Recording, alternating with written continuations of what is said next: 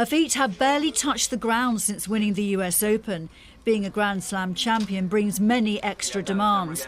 But for Emma Raducanu, her life really changed after Wimbledon.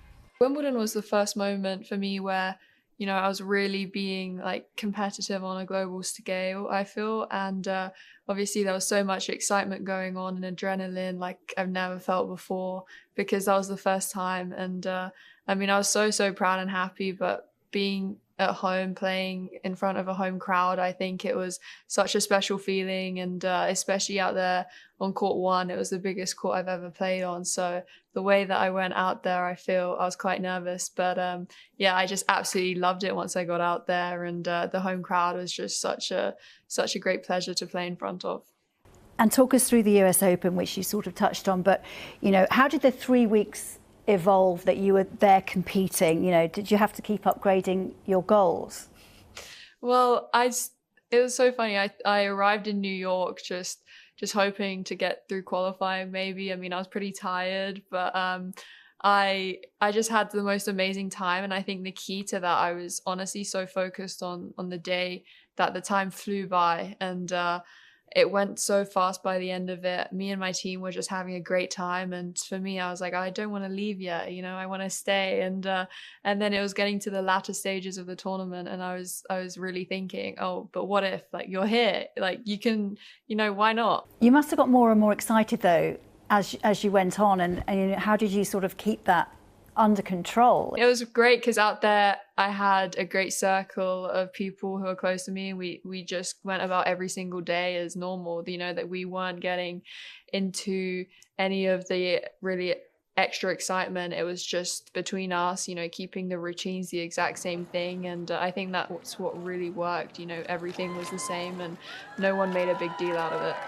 And are you superstitious? Did you have to sort of keep wearing the same socks? Or Well, I actually wasn't until maybe the last week, where I was thinking okay, I was having poke for dinner every single night, and then for 3 weeks, and then by the end I just kept it the same because I didn't want to take any chances. what do you think back when you think of New York?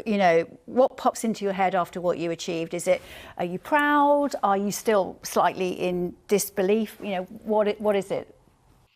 Yeah, I think the best memories I have of New York is just of the amount of fun I had out there. And I definitely felt like I faced my own sort of obstacles and the way I overcame those. And for example, the first time I stepped out onto ash, I was quite nervous, and I didn't realize until I really started, I got off to a slow start. But then the way that I overcame that, and by the end I was completely thriving out there in front of so many people. You can't win every match as a tennis player, everybody knows that, but how do you cope with the raised expectations of other people outside the sport now that you've won a Grand Slam? Yeah, I feel like people are gonna have opinions and expectations of me, but I don't really think about that at all. And to me, it doesn't really matter. The only thing that matters to me is my expectations of myself and what I want to achieve or what I want to get out of the day. And it's just about improving, seeing yourself get better. What did you learn about yourself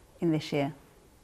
In this year, I learned I was pretty resilient, I would say, because there were a lot of ups and downs. Of course, I didn't play tennis for 3 months at all at the beginning of the year. I didn't pick up a racket, and I was sitting my A-levels, and I was thinking, when is my next tournament going to be? And then at Wimbledon, I had an incredible experience. And then, I physically was tired at the end of it. And but I bounced back from that, went out to the States, and I had a great swing. So it's just up and down, but being resilient and smoothing out that curve. Do you have any non-tennis targets? I don't know if you can drive, for example. Are there any things you want to do not related to tennis?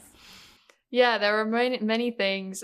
I have my driver's license, but I'm a big adrenaline junkie and motor sports fan. But I'd say maybe get my motorbike license, I hope, or something really speedy and fun, and just continue to really push the boundaries of that, because I just get such a thrill from it. Sum up 2021 in a word. 2021 was a surprise and a journey. those two. I couldn't pick.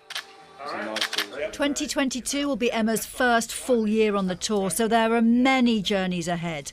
But she's proud of how far she's come. Jacquie Beltrao, Sky Sports.